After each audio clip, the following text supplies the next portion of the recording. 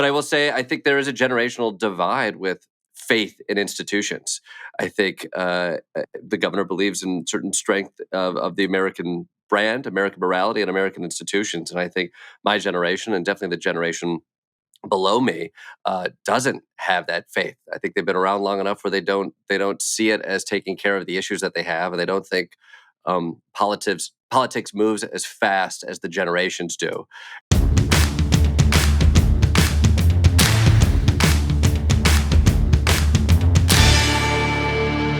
Welcome to On Brand with Donny Deutsch. I am Donny Deutsch, and this is the podcast dedicated to a simple premise that everything today is a brand. Every person, every celebrity, every athlete, every movement, every religion, every political party, everything today is a brand. The brand is a set of values, and that's what we focus on this show. And we do two things on the show. First, we talk to people about their own personal brands, big names, and we've got two for the price of one this week.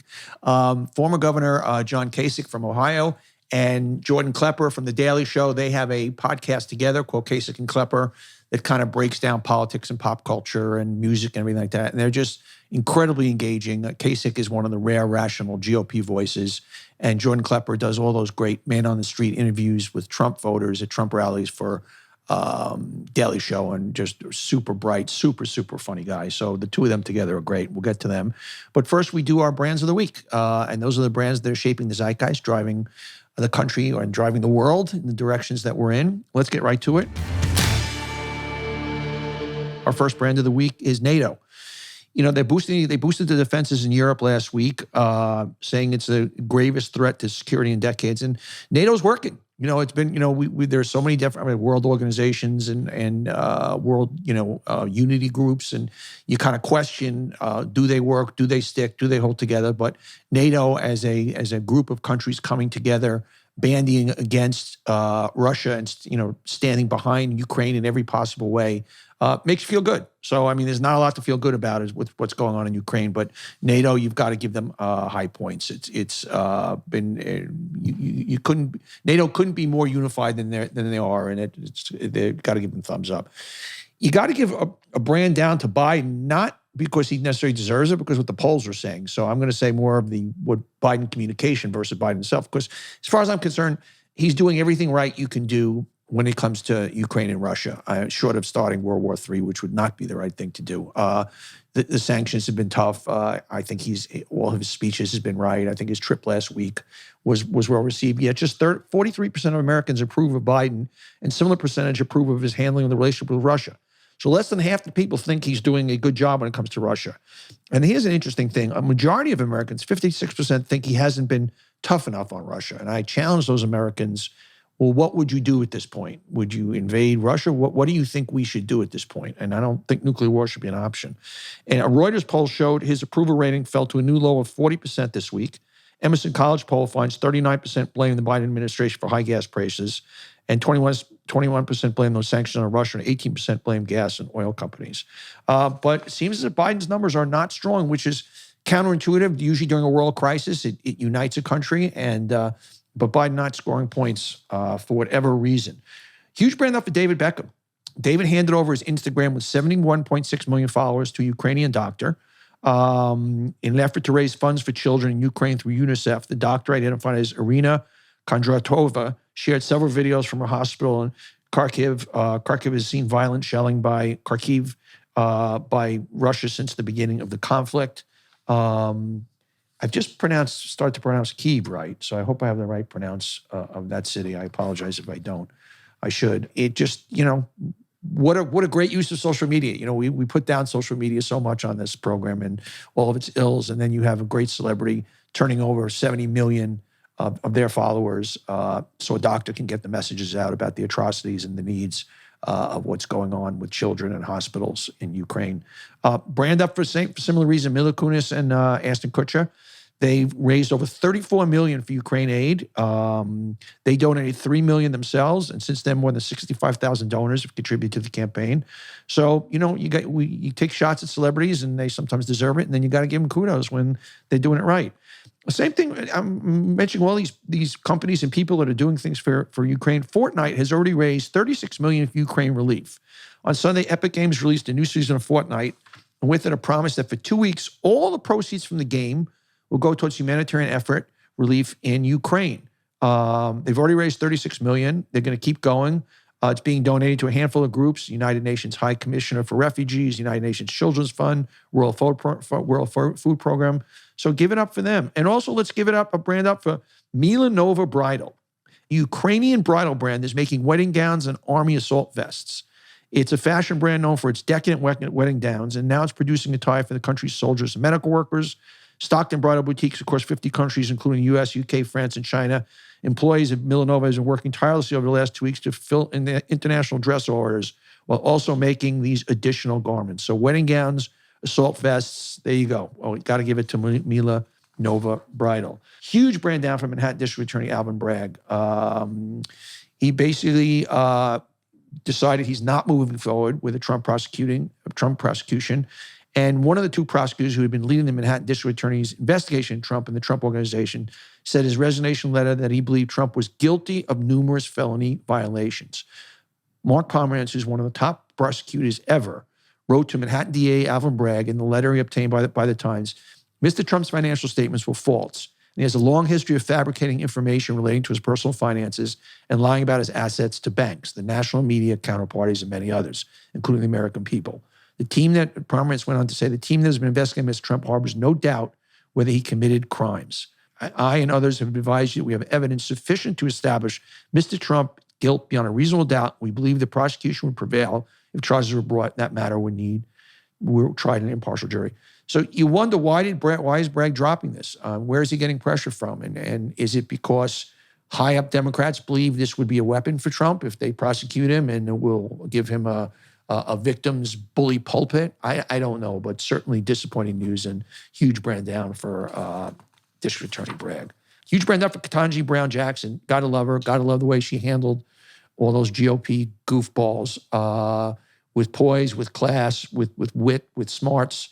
And it seems as a big, no surprise, 58% of Americans say they support Jackson as Supreme Court Justice. And on the flip side, huge brand down, Senator Lindsey Graham, Senator Ted Cruz, Senator Josh Hawley, just looking like bozos, ranging from Ted Cruz asking a question, basically saying, could Judge Jackson, could he identify as an Asian man for legal purposes? Yes, he actually asked that of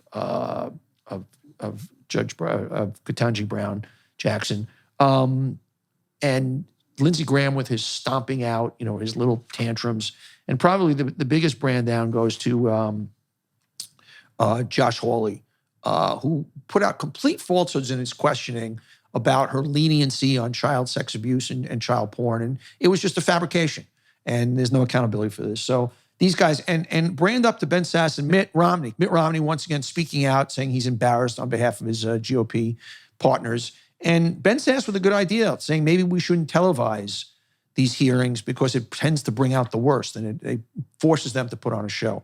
I still think it's better to televise them, but interesting point of view. You watch and you get nauseated. Okay, brand down for the SATs and the ACTs. Those are, of course, the standardized college entrance tests. California State University, the largest four-year university system, announced that the Board of Trustees voted to drop ACT and SAT testing requirements from admission requirements. They'd already set it up for the next year or two to not do it, but now they've just said in the quote from the acting chancellor, in essence, we're eliminating our reliance on a high-stress, high-stakes test that has shown negligible benefit in providing our applicants with greater opportunities to demonstrate their drive, talents, and potential for college success. I, as someone who just went through the process with my daughter, who's starting university in the fall, these tests, first of all, they're skewed to help privileged kids because of all the preparation courses and tests and tutors that you can take. And it shouldn't come down to a test. It's just, there's so many more ways to judge a kid. So I'm happy. It seems as if this is moving across a lot of universities and will continue so. Brand down for Mayor Adams, New York City Mayor Adams. I've given him a few brand ups on the show, but for some reason he's excusing New York City athletes and performers from the vaccine mandate. And his argument is it's better for the New York economy. Now, I didn't think there were that many performers or athletes that were sitting it out because of that. I mean, you got Kyrie Irving on the Nets, but the Nets are not going to sell one less ticket if Kyrie Irving is there or not, if they're in the playoffs. And I don't understand how you can make private workers, and you can make, city workers have to get a vaccine, and rich multimillionaire athletes and entertainers not. I find that stunning. I'm not quite sure.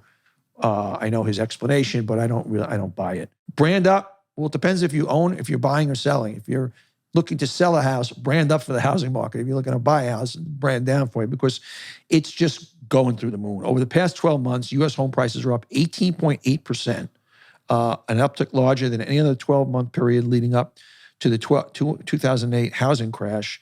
And on Wednesday, Zillow released its latest forecast predicting that the year-over-year rate of home price growth will hit 22% in May. Wow. It's kind of are we hitting a bubble? And that's the scary thing. Is it getting to the point where it's just getting so crazy? I mean, over the last 2 years, especially in certain areas, Miami doubling in 2 years and all kinds of stuff. So let's see where that goes. For buyers, it's nearly 4 times greater than the average annual rate of home price growth of 4.6% posted since 1986. Brand up and God bless for electric cars. More Americans are buying electric vehicles. And on the flip side, gas car sales are falling. It seems a new report by the Alliance for Automotive Innovation found that more than 187,000 electric vehicles were sold in the fourth quarter in the U.S., marking an 11% increase. And at the same period, gas-powered cars are dropping 1.3%. So you see it happening when one group is going up by almost 12%, and the other group is going down by 1%, and that's going to continue to kind of escalate in both directions, or de-escalate in one direction and escalate in another. Brand up for Makenzie Scott and Habitat for Humanity. She just donated, she is, of course, the ex-wife of Jeff Bezos. She donated $436 million to Habitat for Humanity. And she's net worth about $49 billion. She's already given $12 billion away. She said that she's going to give most of her money away. And you wonder, I know there's a lot of billionaires that have pledged, along with Bill Gates, to give 90% of their money away. If you're worth $50 billion, you could certainly give 45 of it away. After $5 billion, I think you covered. I think after you covered after $1 billion, I think you covered after $100 million. But these staggering numbers, shame on any of them if they're not giving the large portion of these numbers that aren't even real anymore away. I mean, make their life's work beyond what they've accomplished in the area of commerce. Brand up for Al Michaels. I think he's like 77. Yeah, he's 77 years old. Just signed to be the play-by-play man for Amazon, which now has Thursday Night Football. It was only a matter of time before streaming got in on the NFL game and jacked up the rights for the broadcast TV guys. Following Joe Buck, who signed a 5-year deal with ESPN. So the NBC booth is going to be different. Al Tirico is taking over there. And Fox has got to figure out their new booth. They lost both Troy Aikman and Joe Buck. So it's going to be interesting. I don't know if they've promoted the number. Kevin Burkhardt is the number 2 guy, who's a great play-by-play guy. I don't know if they made the official promotion of him yet. I don't know if that's happening. Brand up for Maury. Maury to end after 3 decades. NBC Universal confirms bittersweet retirement.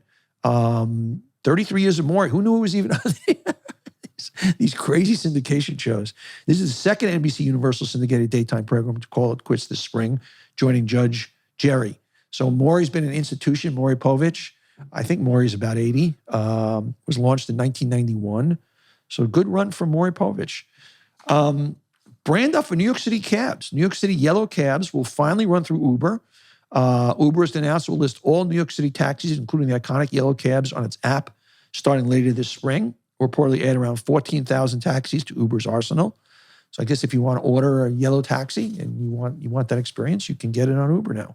And that's interesting stuff. Okay, here's one I found hard to believe. Pusha T, who's a rapper, who I don't know, but obviously somebody who's big in the rap community, teams up with Arby's to release a McDonald's diss track. So they're selling their fish sandwich, and it says, "Filet-O-Fish is shit, and you should be disgusted." That's one of the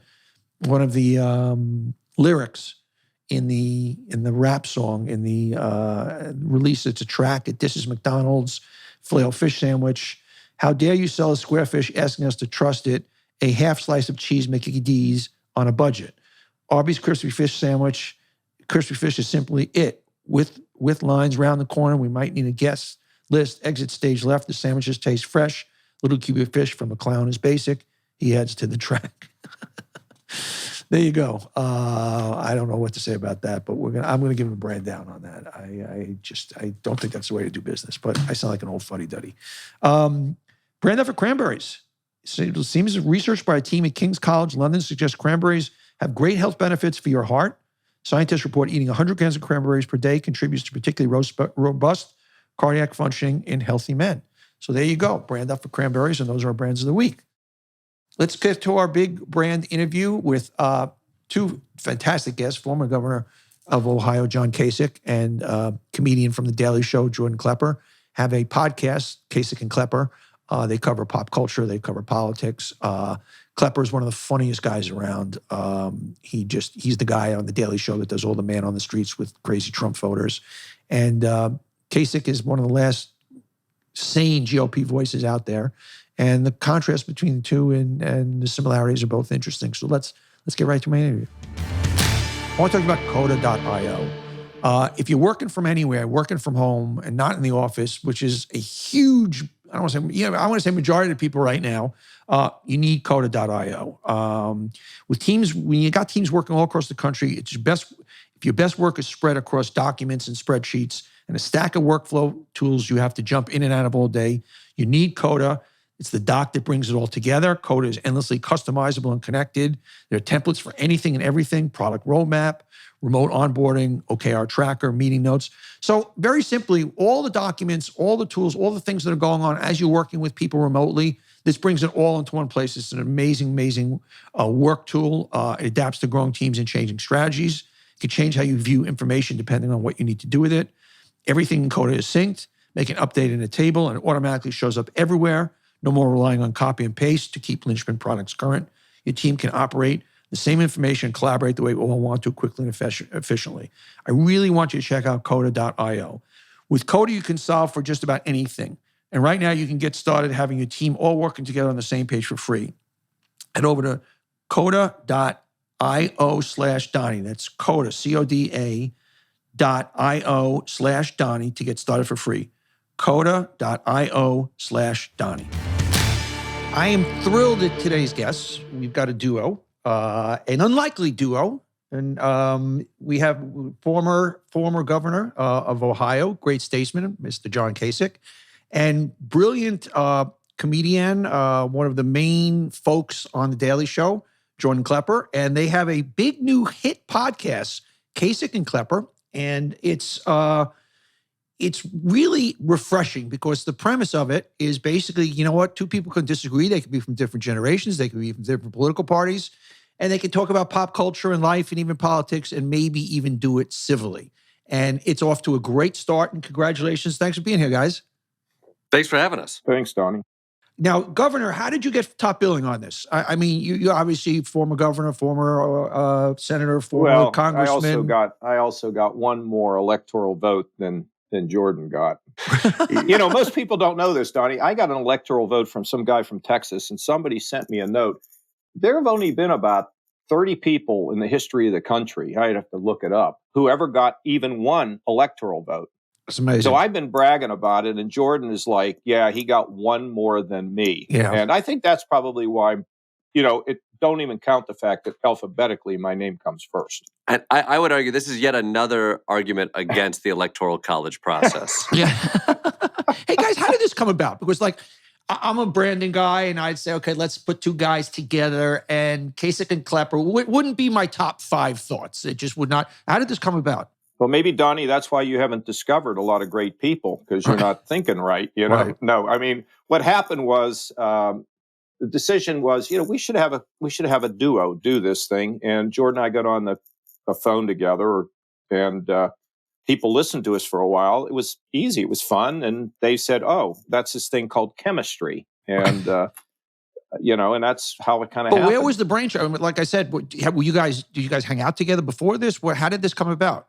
So I think from my end, through our agency, United Talent Artists, they were like, hey, John Kasich is thinking about doing a podcast, and I think you guys might kind of hit it off. And to be honest, I think both John and I weren't super into the idea of I don't want to do another podcast about the left versus the right. Let's fight it out. And so I was like, well, let's hop onto a lovely Zoom meeting. And so we hopped on a call, And frankly, we talked music the whole time.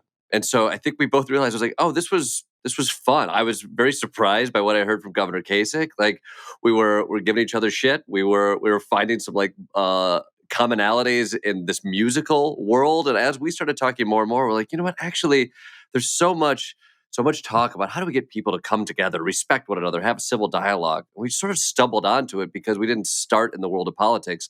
We started completely different from a place of these things we loved. And we're like, well, that seems like that could be the podcast. What if we aren't approaching it from this political spectrum? Let's approach it from like cultural things that are interesting to us. We're able to have fun conversations off of one another. We can rib each other. We can respect each other. And maybe then if we stumble onto something a little bit more political, we have more open ears. And so it really just started to flow like that. Yeah, this shouldn't be a revolutionary concept, but in our media world, in our siloed, bespoke media world, it is. Governor, you're somebody who is found their way around the middle. Obviously, you were very outspoken against Trump. You were very outspoken against the state of the Republican Party. How do we ever get to a place, because of the way we consume media today, because it's bespoke and I'm going to find what I want to hear, that this country somehow lives more in the middle ground? Because in reality, I'm a believer that 90% of us have a lot more in common than don't. You know, it's just completely agree with you, I really believe that. I've told the story on the show before that I had once made a Nazi reference about Trump and that you have to take responsibility, blah, blah.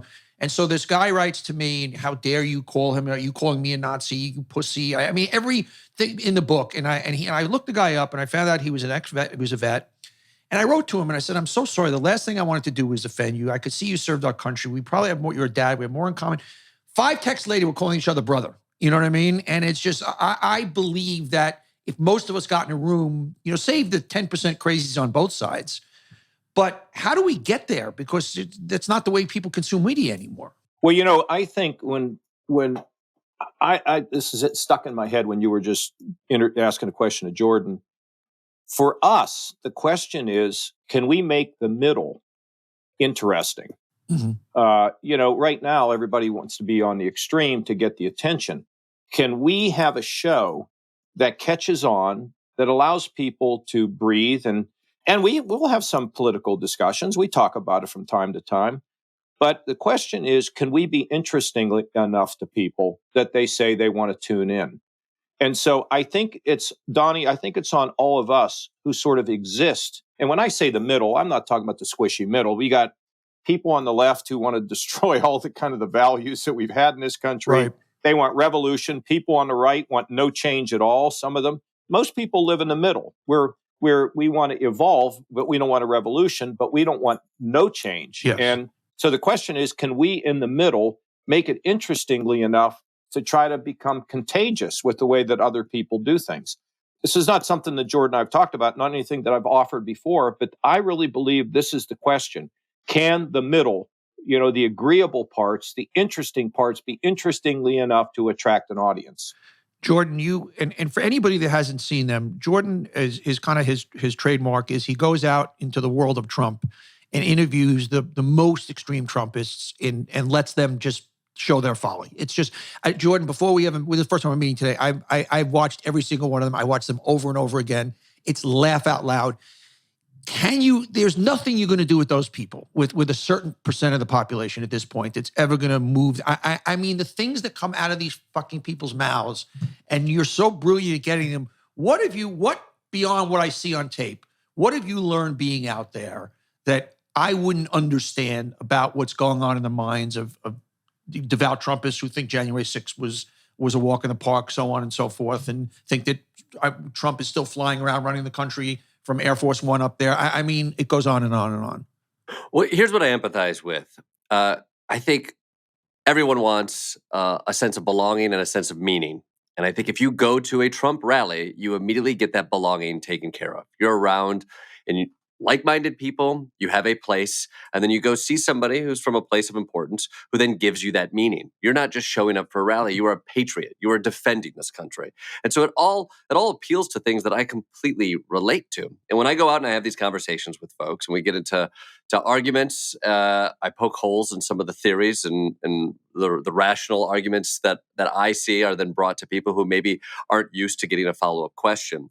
And I think what I see is it's so much of this is made on such paper thin arguments that Donald Trump is a king of throwing out a million different ideas that all you have to do is grab onto one and throw that into an argument that you have and walk away, because nobody ever is going to really watch what that might mean about, or ask that follow-up question, try to figure out really what is behind that argument. And so as I start to talk to these people, that stuff starts to crumble. Now, what you just described is, I've had lots of conversations with folks when the video gets turned off and they start talking to me a little bit more. And guess what? When they don't feel like they are overly challenged and that everything they say is attached to their identity, and I think that's a huge part of what we are seeing out there. You're not just criticizing somebody's point of view. This is now their identity. MAGA is more than a movement. It's a person now. And so you see what's happening right now in Ukraine, and it's horrific. And I went to CPAC recently, and instead of engaging with like the horrors of war and what can Americans do to be empathetic toward what's happening and maybe even come together as a country to try to help these horrors, people are flailing around because they feel challenged. Like, oh shoot, have I already agreed that I'm a MAGA person and Trump said he's a genius, and so I have to be pro Putin? You just see these minds just doing somersaults, and it's because, oh, you feel challenged as your identity and not challenged in your ideas. And if it's all identity, you're never going to be able to find middle ground, because middle ground is something you find with points of view, not with your identity deep down. Donny, let me just say something here. There was a fascinating article about a QAnon supporter, and he has now escaped QAnon in his own mind, and I guess the way he operates online. But it has been a tough process for him to escape that. I'm not saying everybody who's a Trump person is a QAnon, but just talking about people who, as Jordan so applicably said here, about people, their identity gets tied up in stuff. So that take the QAnon people, you can yell at them and scream at them. And I know people, my wife knows people who believe that, JFK is going to be Trump's running mate. Right. And the family they're freaked out because they don't know what to do. Yelling at them, screaming at them, belittling them, it isn't going to work. So somehow families and friends have to be patient. That's the QAnon. With the Trump folks, some of them believe, as well, Jordan said it very well, some of them believe that the fate of the country depends on their standing tall because they see the values and whatever of the country eroding. They're like the last group, to stand up. But it's a sad story for many of them, and many of them are desperate. They don't know where to go. They don't have much money. Their kids got big problems. It's not something that just should be laughed at or dismissed. It's something that has to be listened to.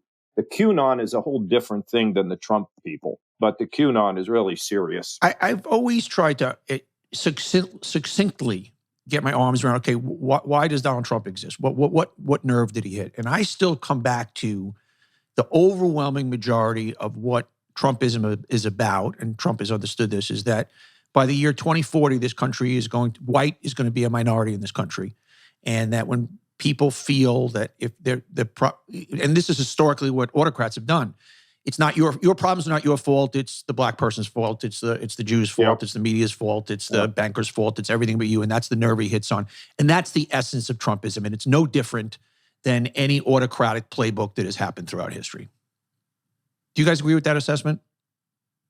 Yeah, it's a sell. It's a party of grievance. If you feel like you don't have what you need, you don't have what you deserve, it's somebody else's fault. And let me contextualize that in a way that we can fight back. And so, I'd like to not believe that race is the defining characteristic of the people who are supporting Donald Trump. I don't think that is the case, but I think it's embedded in a lot of the dog whistles that he speaks through. and the things that he sells at these rallies. And I think, like the governor said, you have a nation of people looking for a drill sergeant to tell them what to do. And if they can appeal to the grievances that you have and the things that you don't have, and they can pin it on somebody else, and you have a media ecosystem that is constantly feeding off that as well. If we can make it all about that the things that you feel and the frustrations that you have are blamed somewhere else, and that you are right and vindicated in your point of view, then that's just a really dangerous ecosystem to be a part of. Donny, I think there's two kinds of populism. There's negative populism and positive populism. There's an element of populism in me. You and I have been together. You've heard me talk. Yes. Not favoring anything big government, big business, anything. That's populist in a way. The negative populist says, here's the problems, and by the way, it's somebody else's fault. The positive populist says, yeah, these are a set of problems, and we know they're serious, but let's work together and get you out of this ditch. So when you think about Youngstown, Ohio, which, think about this. Youngstown is now voting Republican. Can you believe that? Don't fall off your chair there, Donny, but they're voting Republican. Yeah. Why? Because there's a lot of people up there, the mills left, the people don't have much, the schools are not very good, the crime scene is bad. Instead of getting in there and saying, we can fix this, and let's look at some of the bright things, somebody who's takes an outrageous position, blames it on somebody else. And I think you guys have both touched on it. I don't need to say much more than that. But there's nothing wrong with populism if it's a positive message that allows somebody to say, yeah, we can do this together and pull each other out of this problem. I want to do a little prognosticating here, prediction. Al Franken, who's been a guest on the show, who I'm a big fan of, recently came out in the last few days and said, Trump's going to get reelected and it's the end of democracy as we know it. If you guys were going to kind of just at this point handicap where we end up in 2020, because I get asked this 20 times a day, is Trump going to run? Is he going to win? And if I was a betting man right now, I would probably line up with the senator. I love what both you guys think about it. If I put a gun to your, that's a bad expression, but gun to your head, you got to predict 2024. Well, gun to my head or not, I don't find a lot to disagree with there. I just went to CPAC, and people are falling over each other just to praise Donald Trump. He won the straw poll there by like 60%. I think DeSantis was at 21 or something like that. I mean, he's just, there's not even anybody in the same universe. I don't see a backbone that has stood up to that point of view that doesn't say that's not what the mainstream part of that party looks like right now. And I do think, guess what? Like it's divided right now. If you turn on any news source, most of the time, all I'm hearing about is how poorly Joe Biden is doing. And I think you see how quickly we've rewritten. Why is it? I'd love to hear from both of you guys, because if you're going to grade, other than Afghanistan, if you're going to grade Biden, he's gotten through, $4 trillion worth of aid. The economy, I mean, right now the stock market in the last month or two has been soft, but the economy on every measure, obviously we're up against inflation at this point, but things, and the war obviously is not his issue. Why does Biden not come across as more successful than he should? Why can't that message get out? Is it because he seems too elderly? I can't get my arms around it. Whereas the amount of people I talk to in New York, oh, Biden sucks, Biden sucks, Biden sucks. And he hasn't sucked. Look, I mean, he hasn't delivered what he said he was going to do. He's supposed to bring people together. He has not done that. And people care, number one thing they care about is inflation. Yeah. So he says, well, the way to fix that is just spend more money. I mean, he's not speaking to the issues that people care about. And he doesn't speak as forcefully as he ought to. And, it's not reflected in my opinion. Just look at the polling and it'll tell you. Why do you think the other day he started to talk, we need to fund the police? Because he knows that idea of defunding the police is extremely unpopular. And he should have been out on this earlier. But the problem is, let me just say this. Okay, Jordan is can't wait to get in, but continue. Oh, Governor. No, well, I'm just look. It's not a matter of my opinion. It's a matter of what's going on in the country. The Democrats are going to lose. They're going to lose because they are out of touch with what people care about. Now, the Republicans have a great alternative. No, they're not saying much of anything. They're following the old political ploy of, we don't have to say anything. We just are against the other guy, which I find to be terrible. But I mean, just look at the numbers. Look at what people feel. They don't feel safe. They don't feel secure. They worry about inflation, and that's kind of where it is. Jordan, I've been go. saying this for years. I disagree with the governor. I do think being in politics used to be you do politics and then you govern. And I think there's only one party that's actually interested in the governing part. And yes, Joe Biden talked about bringing this country together. But when you look at a default in unity, I think you have to look at the GOP. The majority of the GOP don't think Joe Biden's legitimately president. They won't even give him the honor of having the position that he holds. I go to CPAC, and most people, when they talk about the war, they blame it on Joe Biden. And so I think it's a messaging issue right now when you say, why do people think Joe Biden isn't doing super well right now? Because you have an entire party who blames the weight of the world on Joe Biden.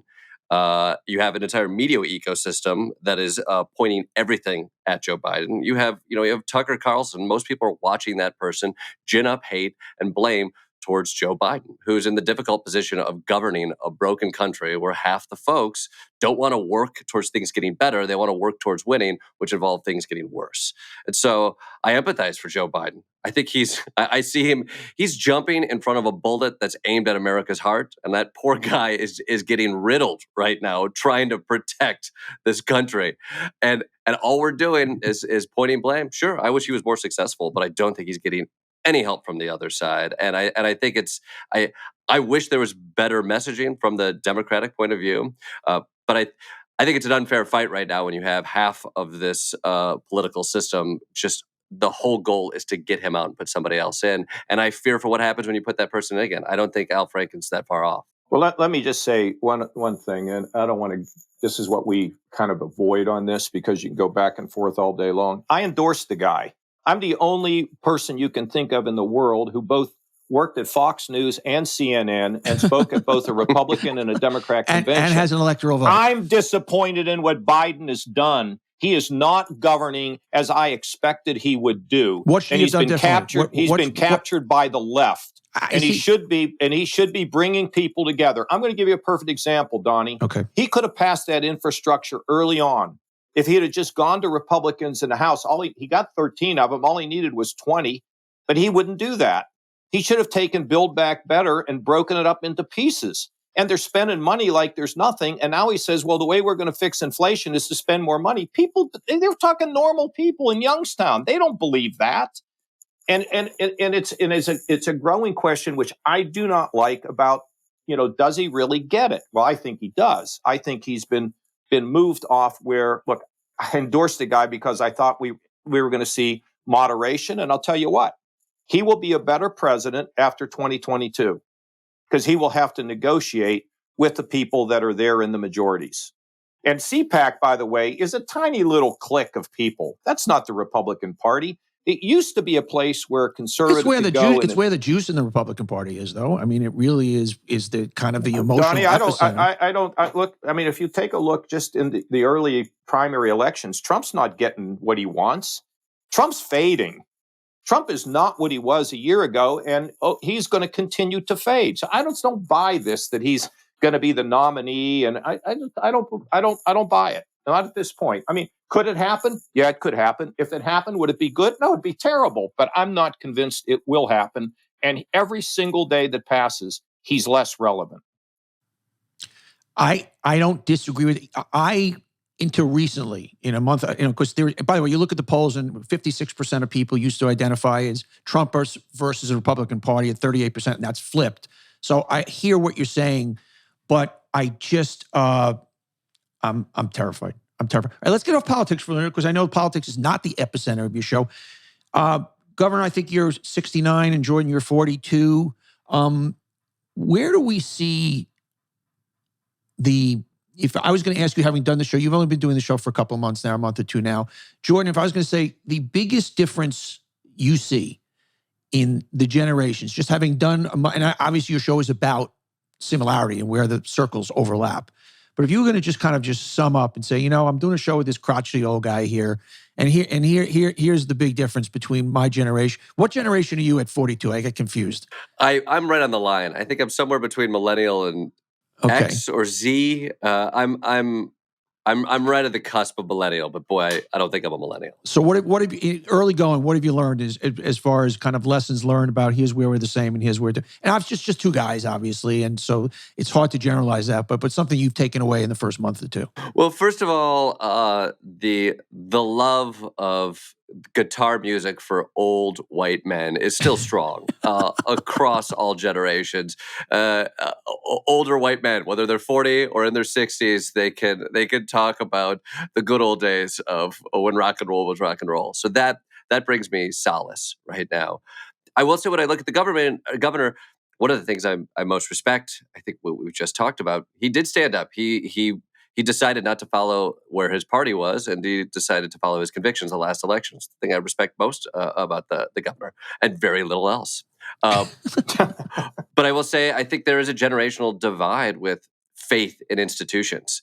I think the governor believes in certain strength of the American brand, American morality, and American institutions. And I think my generation, and definitely the generation below me, doesn't have that faith. I think they've been around long enough where they don't see it as taking care of the issues that they have, and they don't think politics moves as fast as the generations do. And so that is often where a lot of our perhaps political disagreements end up. Governor, what are the young punks? Where are they coming from that you just kind of say, there's a big divide here? As much as kind of the generations are coming together, they're just still pretty far apart. Donny, I toured, I don't know how many colleges, maybe I've spoken at 30 or 40 of them. I don't find any big problem. I don't. I mean, one of the things that the podcast has done is I've forced me to learn a lot about people that I didn't know about. It's been really interesting. I've enjoyed it. You learned a little bit about country music, huh? Well, I'm learning a lot about a lot of things. And I'm also beginning to realize that, when you do get older, you have to make an effort to understand what's coming and, what's out there. Who are some of the actors? What are, when it comes to music, I know as much about, music today, popular music today as anybody. I know that. But I don't know all the things I would like to know about cinema. There's things I'd like to know about just sort of the pop culture. But I have young people that work around me every day. And so, I'm not finding any problem. I don't see any real issue out there. And, what I think that young people, what I believe is they're pretty respectful. And they want to hear. That doesn't mean they're going to agree with you. I mean, they are concerned about, about the environment. They're concerned about experiences.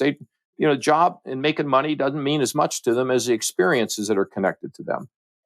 So I just pay attention. I try to listen, because if you don't listen, you don't pay attention, then you are going to get old. And as somebody once told me, you're going to be young as the little boy inside of you doesn't die. Yeah. And I'm curious, and I don't even think of myself in terms of age. I'm physically fit. I hang out at places where, I'm with a lot of young people. It's just, life is good. I'm a few years younger than you. I'm struggling a little bit. I feel young, and I'm, very active and all this stuff, but and Jordan, you don't have this problem yet. You start to do the math, and no matter how you slice it, you go, how many great years do I have left? Great, where you can still physically do what you want to do and whatnot. And it's sobering. And you seem to have a much better handle on this aging thing than I do. I'm not comfortable with it. I feel like there's a lot more stuff behind me than in front of me. And I haven't emotionally kind of conquered that liability at this point. Well, for me, I look, first of all, my personal faith means a lot to me.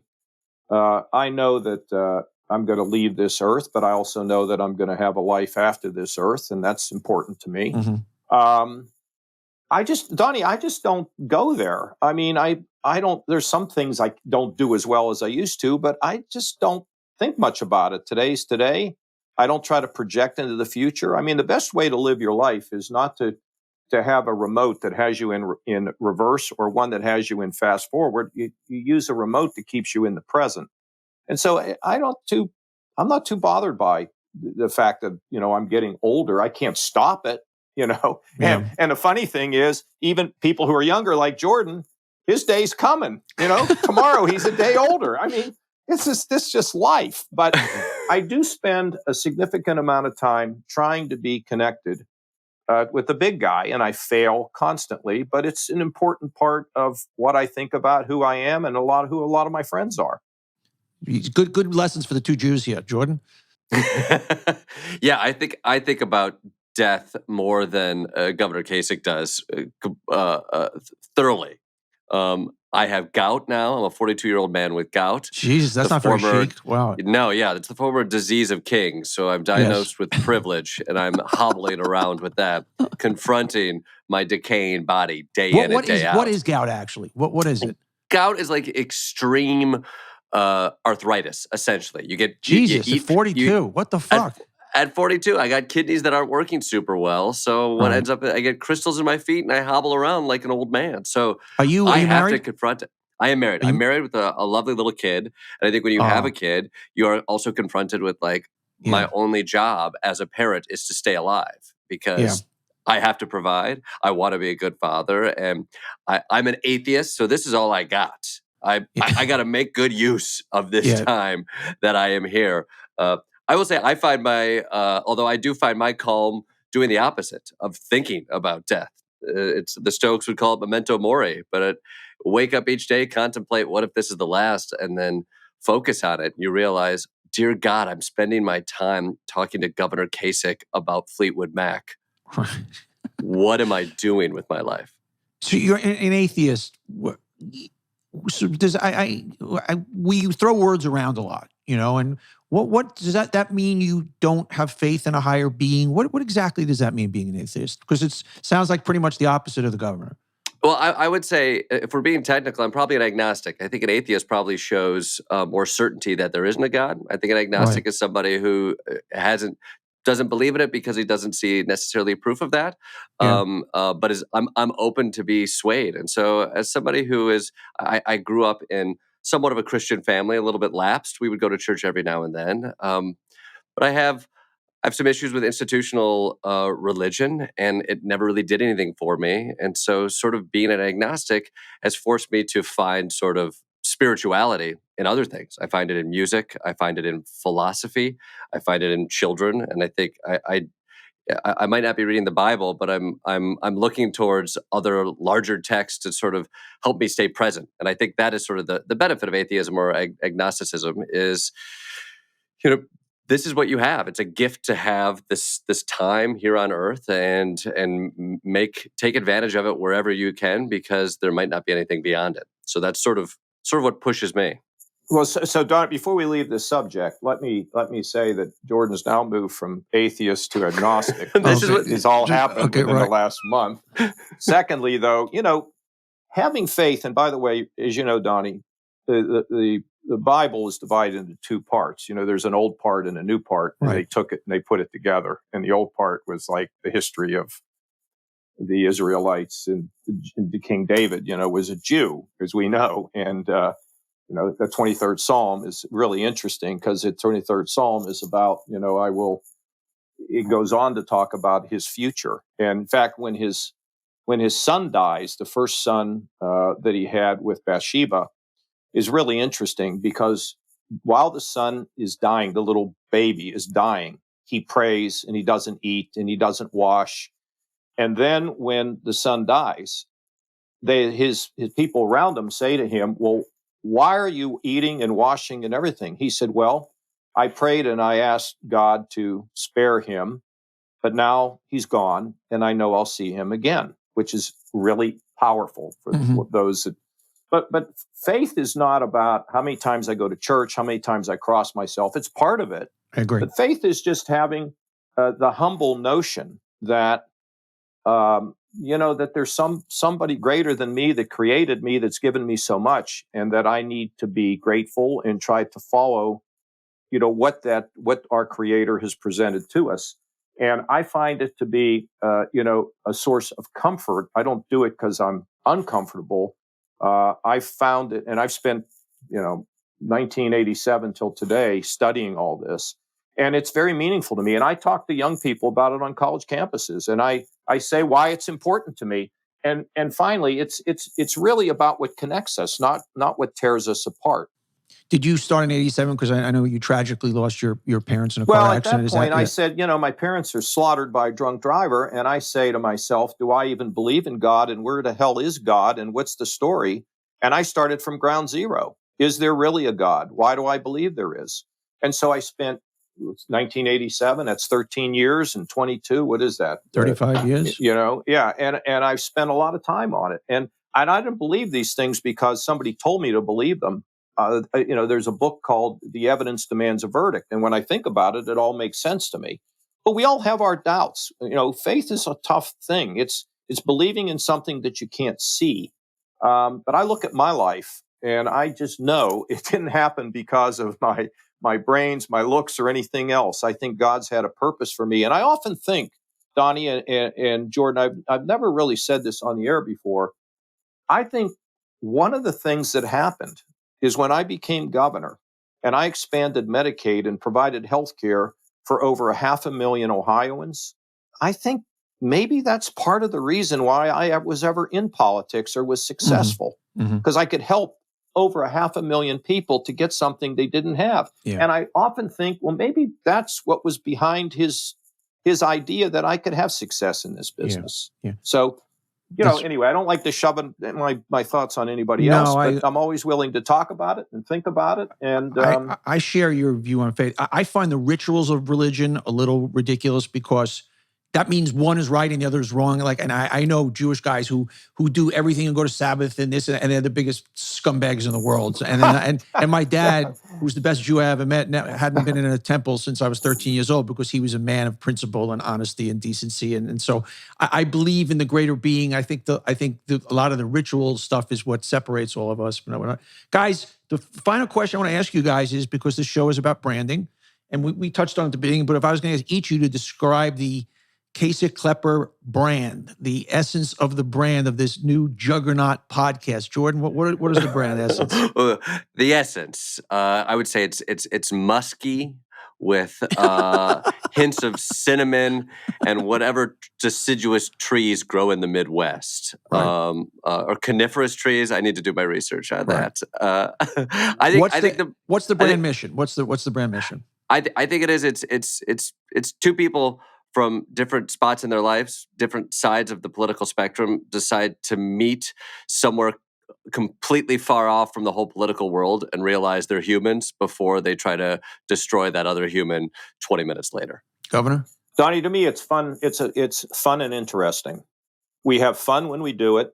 We have fun with each other, and it's very interesting. We just had a segment on investing. People would say, "Well, who's going to listen to somebody?" But, it's helpful to people. Margot Price, and what she's had to say about country music. We're going to have Stevie Van Zandt. I hope we're going to have... I had Stevie on. He was great. Yeah, I hope we're going to have Dave Grohl. I've been searching for him with a pack of dogs trying to find him, but I'm ready to start listening to my advice else. To booking, and somebody gave this to me when podcast, just book people you're interested in. Don't worry about an audience. Don't worry. If you want to talk to them, because it'll show. And if, the one or two shows I've done where people have talked me into having people on, it's just not as good. So, my only advice has been doing this for about a year with some degree of success is just find people you want to talk to and the rest will take care of itself. Well, I think it's fun, and I think it's something that it's easy for people to listen to, and it's a break from the tension and the fighting and all the stuff that's out there. I think it could give people a chance to relax, enjoy themselves, and think.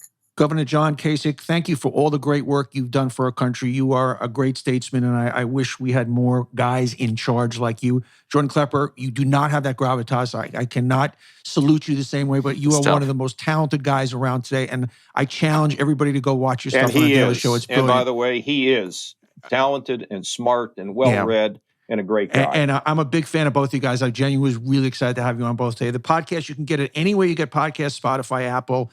Kasich and Klepper, it is must-see podcast. Guys, I really appreciate it. Thanks, Thank you, sir. Keep up all the good work. All right, I hope you enjoyed our interview. I got a kick out of those two guys. Kasich's great. We need guys like Kasich actually in office. Next week, I'm going to have Jamel Hill on. Jamel was ESPN, one of the voices of ESPN for years. Controversial figure. One that speaks her mind. She's now a writer columnist for The Atlantic. Super bright, super provocative in the good sense of the word. I think she's fantastic, and I think you'll really enjoy my interview. Have a great week. Remember to rate, review, and subscribe anywhere you get podcasts, Apple, Spotify, any place else. We'd love when you review us and rate us and subscribe. And you can watch our videos on YouTube, and please subscribe there also and give us your comments. Have a great week. We'll see you next week on On Brand. Everybody, thanks for watching. If you like it, hit that subscribe button. And we love having you here watching On Brand. And just don't miss any future episodes. So don't forget to hit that subscribe button. We'll see you next time.